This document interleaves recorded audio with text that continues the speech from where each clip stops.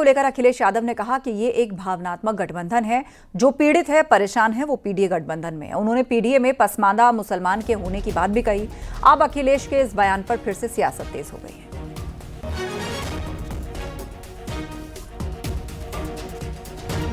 PDA का ये formula नहीं है। ये पीडीए गठबंधन इमोशनल गठबंधन है। ये भावनात्मक गठबंधन है। जो पीड़ित है, दुखी है, जो अपमानित है, वो पीडीए में है। और आज मुझे खुशी है कि पीडीए में पसमानदा लोग भी हमारे साथ हैं। पी फॉर पसमानदा समाज। पीडीए पर अखिलेश के बयान पर सियासत हाई हो गई है। समाजवादी पार्टी जहां बीजेपी पर आरोप लगा रही है, वहीं बीजेपी का कहना है कि अखिलेश यादव को पहले पसमानदा मुसलमानों की याद क्यों नहीं आई।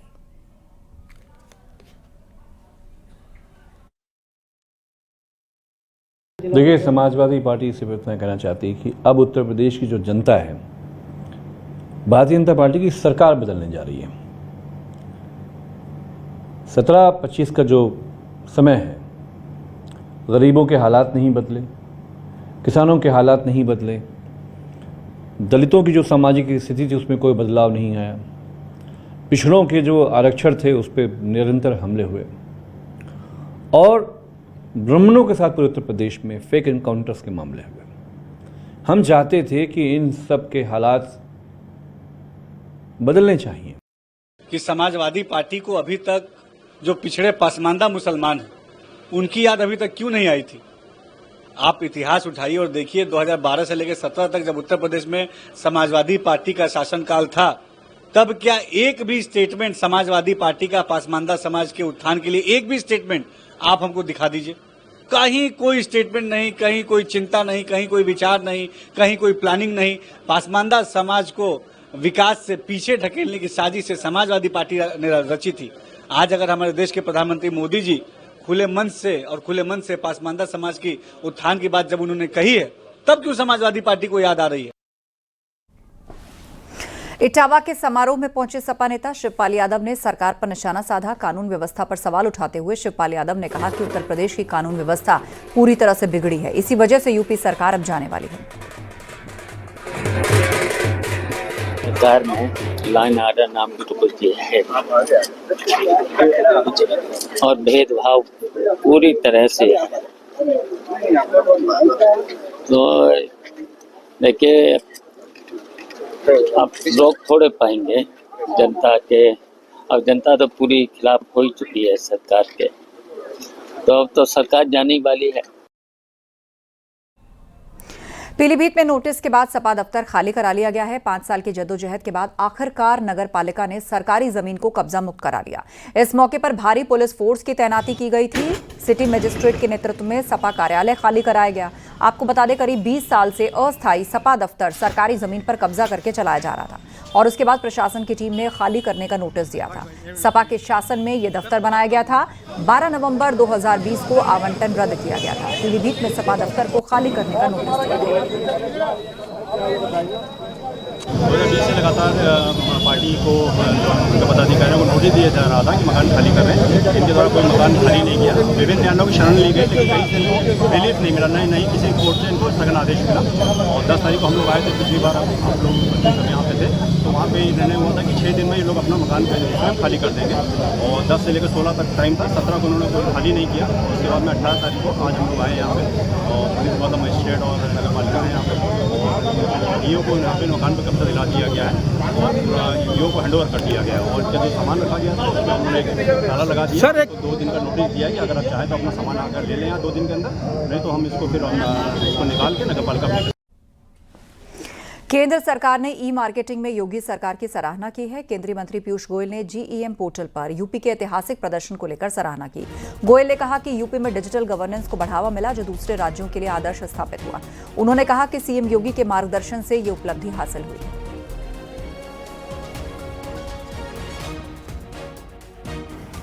केंद्र सरकार ने मुख्यमंत्री योगी आदित्यनाथ की सरकार की सराहना की है, और केंद्र सरकार ने सीधे तौर पर कहा है कि उत्तर प्रदेश में मुख्यमंत्री योगी आदित्यनाथ के नेतृत्व में जो ई मार्केटिंग के क्षेत्र में काम किया जा रहा है वो काफ़ी बेहतर है, दूसरे राज्यों के लिए रोल मॉडल है। वजह साफ है कि मुख्यमंत्री योगी आदित्यनाथ ने केंद्र सरकार के जो जेम पोर्टल पर सबसे ज़्यादा खरीद उत्तर प्रदेश में हुई है, मुख्यमंत्री योगी आदित्यनाथ के नेतृत्व में हुई है। और यह व्यवस्था केंद्र सरकार ने पारदर्शिता लाने के लिए ई गवर्नेंस के मामले में उत्तर प्रदेश नंबर 1 साबित हो रहा है। केंद्र सरकार ने जो पारदर्शिता के लिहाज से सीधे तौर पर कहा था कि ई गवर्नेंस लागू किया गया है और ऑनलाइन खरीद होगी, जेम पोर्टल के माध्यम से खरीद होगी। अब उत्तर प्रदेश इस खरीद के मामले में देश में नंबर 1 साबित हुआ है, यानी कि डिजिटल गवर्नेंस के मामले में यूपी दूसरे राज्यों के लिए रोल मॉडल बनता जा रहा है। कैमरामैन मनोज शाही के साथ संकेत मिश्रा, न्यूज़ 18 लखनऊ। बागपत में कानून व्यवस्था को लेकर आरएलडी अध्यक्ष जयंत चौधरी ने अखिलेश यादव पर निशाना साधा। उन्होंने कहा कि अखिलेश और योगी के चेहरे में जनता ने योगी जी को चुना और यही कारण है कि दूसरी बार भी कानून व्यवस्था के मुद्दे पर बीजेपी की सरकार बनी। मुख्यमंत्री जी कानून व्यवस्था के मुद्दे पर बेहद गंभीर और संवेदनशील है। अखिलेश जी का चेहरा डाल दीजिए और एक तरफ योगी जी का चेहरा डाल दीजिए और पूछ लीजिए किस पे लोग विश्वास ज्यादा करते हैं। कोई तो कारण है कि सरकार बार बार चुनी गई और सबसे बड़ा जो कारण है कि सुरक्षा व्यवस्था में सुधार, उसी मुद्दे पर चुनाव लड़ा था पिछली बार बीजेपी ने। हम तो विपक्ष में थे, लेकिन अब हम सरकार से जुड़े, हम देखते हैं कितने गंभीर हैं मुख्यमंत्री भी इस विषय को लेकर, कितने बेहद गंभीर हैं और संवेदनशील हैं। यूपी में पुलिस भर्ती को लेकर बीएसपी चीफ मायावती ने निशाना साधा। उन्होंने एक्स पर पोस्ट लिखा और कहा कि यूपी में अभी हाल ही में हुई सिपाही भर्ती को लेकर ऐसा प्रचारित किया जा रहा है जैसे ये कोई नई बात हो, जबकि पुलिस में ऐसी भर्ती रूटीन कार्य है। बल्कि बैकलॉग की बुराई पुलिस विभाग में भी न आए, लेकिन इस भर्ती में सर्व समाज को सही हक मिला या नहीं और उनकी ट्रेनिंग का क्या, यही आम चिंता।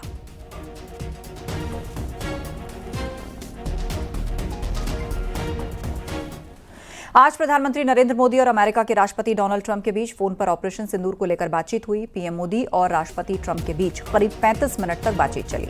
विदेश सचिव विक्रम मिस्री ने बताया कि पीएम मोदी ने साफ किया कि ऑपरेशन सिंदूर पर अमेरिका से कभी मध्यस्थता पर कोई बात नहीं हुई। साथ ही बातचीत में पीएम मोदी ने कहा कि भारत आतंकी घटना को युद्ध के रूप में देखता है।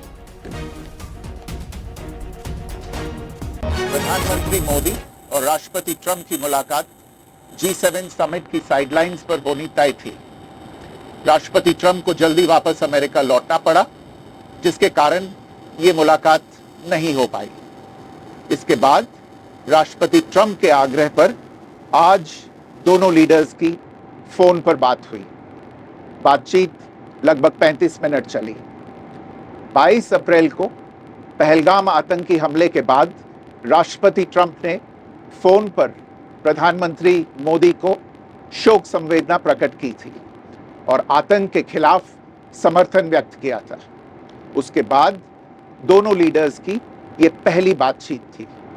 इसलिए प्रधानमंत्री मोदी ने राष्ट्रपति ट्रंप से ऑपरेशन सिंदूर के बारे में विस्तार से बात की।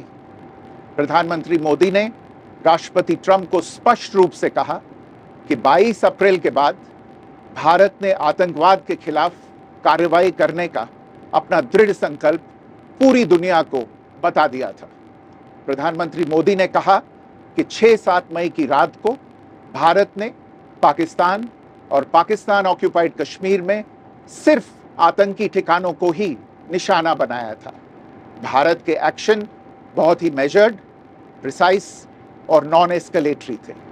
साथ ही भारत ने यह भी स्पष्ट कर दिया था कि पाकिस्तान की गोली का जवाब भारत गोले से देगा।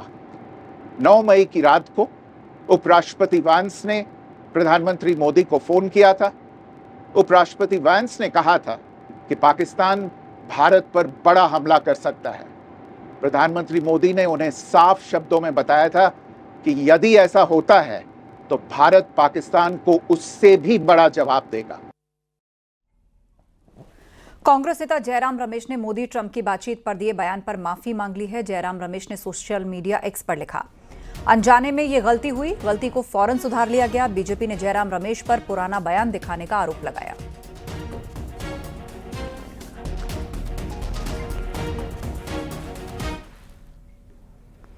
अब हम आपको वो बयान दिखाते हैं जिसमें जयराम रमेश ने मोदी और ट्रंप की बातचीत पर सवाल खड़े किए। उन्होंने कहा कि विदेश सचिव विक्रम मिस्री और व्हाइट हाउस के जरिए किए गए स्टेटमेंट्स में अंतर है। जयराम रमेश के इस बयान को बीजेपी ने झूठा बताया था। प्रधानमंत्री ने क्या कहा, विदेश सचिव ने हमें कहा है, देश के सामने रखा है। ट्रंप ने भी निकाला, ये प्रेस नोट निकाला है कि मैंने क्या बात की।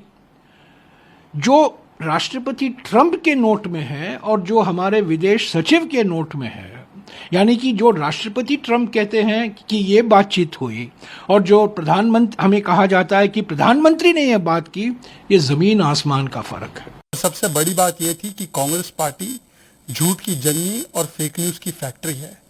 कांग्रेस पार्टी जो हाल ही में G7 पर झूठ फैला रही थी, कास्ट सेंसस पर झूठ फैला रही थी, उसमें भारत की सेना विरोधी कई सारे झूठ फैलाए थे। पीएम मोदी और ट्रंप की बातचीत को लेकर सपा सांसद वीरेंद्र सिंह ने कहा कि देश के सम्मान के मामले पर पीएम की हर बात पर हम साथ हैं, लेकिन उन्हें यह संदेश थोड़ा पहले देना चाहिए था। ट्रंप के सीज फायर की मध्यस्थता पर उन्होंने बहुत देर से जवाब दिया। जिस वक्त ट्रंप ने दावा किया था, उसी वक्त पीएम मोदी को साफ करना चाहिए था कि ट्रंप ने कोई मध्यस्थता नहीं की। लगा दिया कि जहां देश का सम्मान हो, वहां पर प्रधानमंत्री जी की हर बात का सम्मान हम लोग करते हैं, समर्थन करते हैं। लेकिन सवाल ये उठता है कि जब यही बात फोन पे करनी थी तो बहुत पहले क्यों नहीं करती? इतना देर क्यों लगा दिया कि पूरे दुनिया में एक मैसेज चला गया कि ट्रंप ने मध्यस्थता की, ट्रंप ने युद्ध रुकवाया। जो बात आज प्रधानमंत्री जी कह रहे हैं, हम ये नहीं कह रहे हैं कि वो G7 में बुलाए गए, कि कौन बुलाया, कैसे गए, क्या बात हुई, हम ये सवाल नहीं कर रहे हैं। हम सवाल देश के साथ हैं। अगर हमारा प्रधानमंत्री कह रहा है तो हम उसकी बातों को समर्थन करते हैं। सीएम योगी दिल्ली के दौरे पर हैं। यहां उन्होंने राष्ट्रपति भवन पहुंचकर राष्ट्रपति द्रौपदी मुर्मू से मुलाकात की और समय देने के लिए राष्ट्रपति का आभार भी जताया। इस मुलाकात को लेकर सीएम योगी ने ट्वीट भी किया, जिसमें उन्होंने लिखा कि राष्ट्रपति द्रौपदी मुर्मू के साथ राष्ट्रपति भवन में शिष्टाचार भेंट, अपना बहुमूल्य समय प्रदान करने के लिए हार्दिक आभार।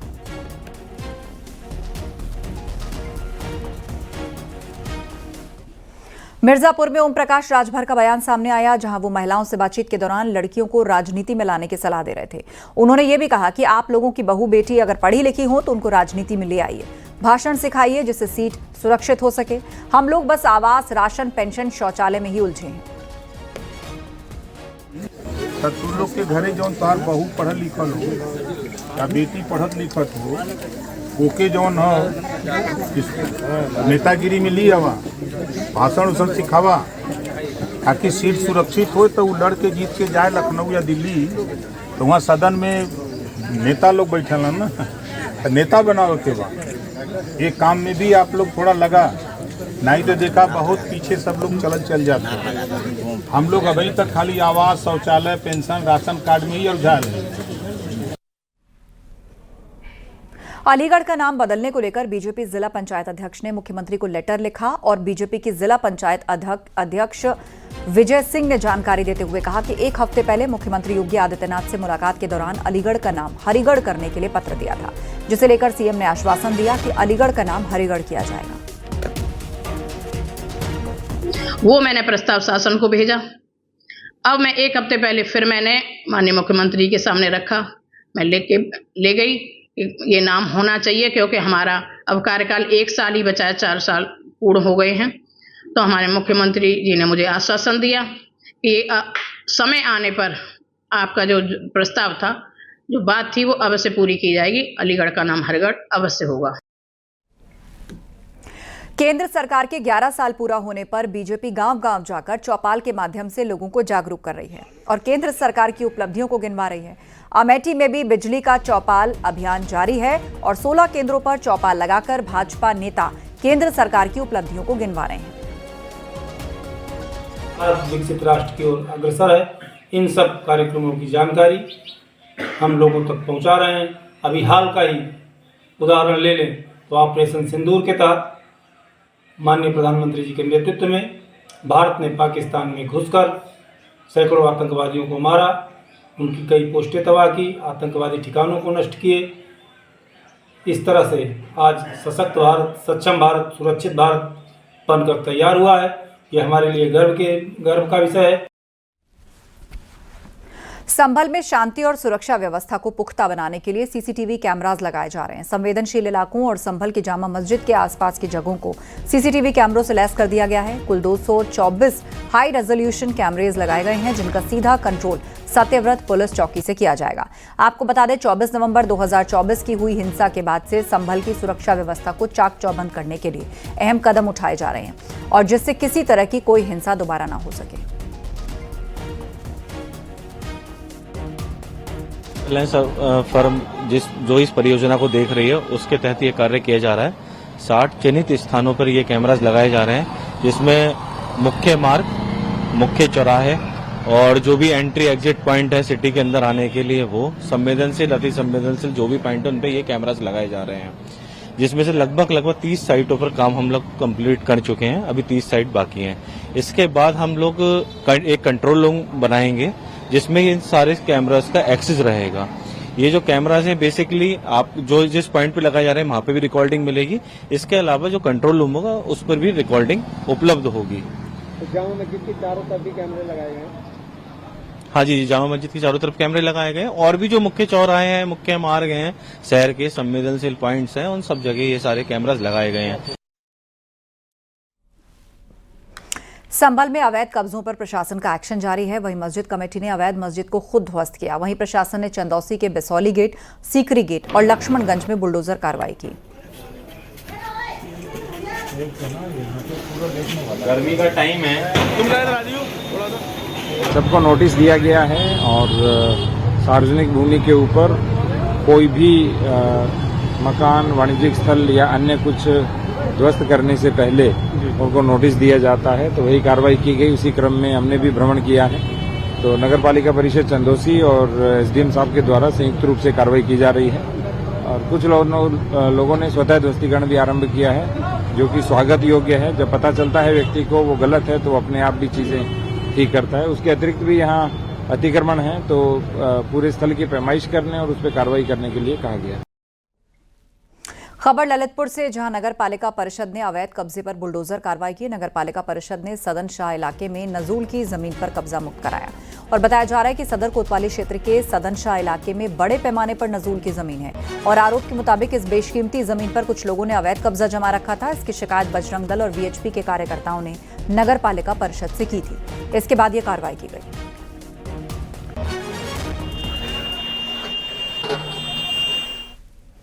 पंचायत चुनाव की अभी भले ही तारीख घोषित नहीं हुई, लेकिन जिला पंचायत सदस्य पद को लेकर अभी से रस्साकशी देखने को मिलने लगी। हालात ये हैं कि बीजेपी और कांग्रेस दोनों ही अपने अपने ऑब्जर्वर भेजकर उम्मीदवारों की तलाश शुरू कर चुके हैं। देखिए रिपोर्ट।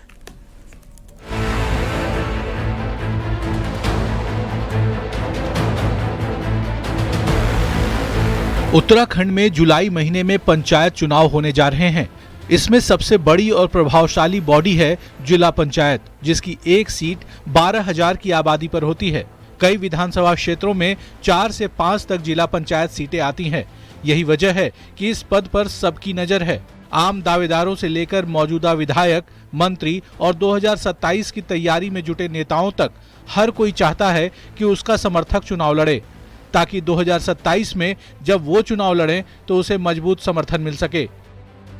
बहुत सिंसियर वर्कर है, बहुत जनता के बीच में काम करने वाला है, तो उसका बहुत लाभ मिलता है, बहुत लाभ मिलता है, वो बहुत उसका लाभ मिलता है। और थोड़ा सा कभी कभार ऐसे लोग आ जाते हैं जो बनने के बाद फिर कुछ अलोकप्रिय हो जाते हैं, तो उनकी वजह नुकसान भी होता है। पार्टी के लिए ये स्ट्रक्चर सबसे महत्वपूर्ण है, क्योंकि विधानसभा और लोकसभा में भी आखिरी लड़ाई तो पोलिंग बूथ पे होती है, और पोलिंग बूथ इन्हीं गाँव से उठ के आते हैं, इन्हीं नगर निकायों से उठ के आते हैं।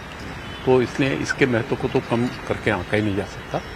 और इससे एक अंदाज भी लगता है कि ग्रामीण क्षेत्र और नगरीय क्षेत्र में लोग किस प्रकार अपना राजनीतिक निर्णय ले रहे हैं।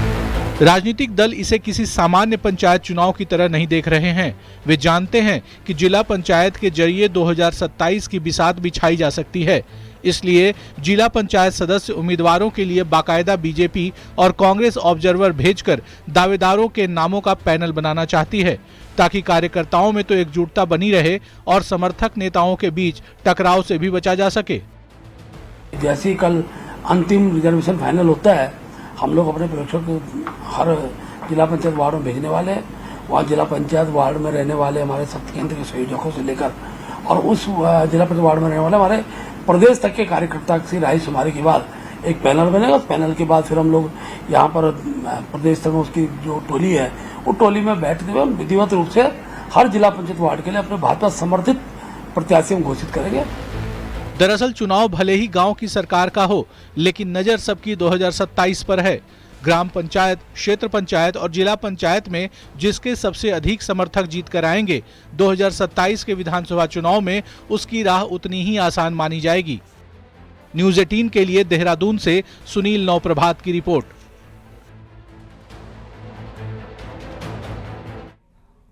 कुशीनगर में नारायणी नदी का अचानक जलस्तर बढ़ने से पुल डूब गया और बताया जा रहा है कि पीपा पुल डूबने से लोगों के आवागमन की परेशानी बढ़ गई, जिससे दर्जनों गांव प्रभावित हुए। इलाकों में कई गांवों का संपर्क इस पीपा पुल से था जो डूब गया है, जिससे लोगों को काफी दिक्कतों का सामना करना पड़ रहा है। पुल डूबने से रेता क्षेत्र में कुशीनगर, महाराजगंज और बिहार के कुछ गांव प्रभावित बताए जा रहे हैं।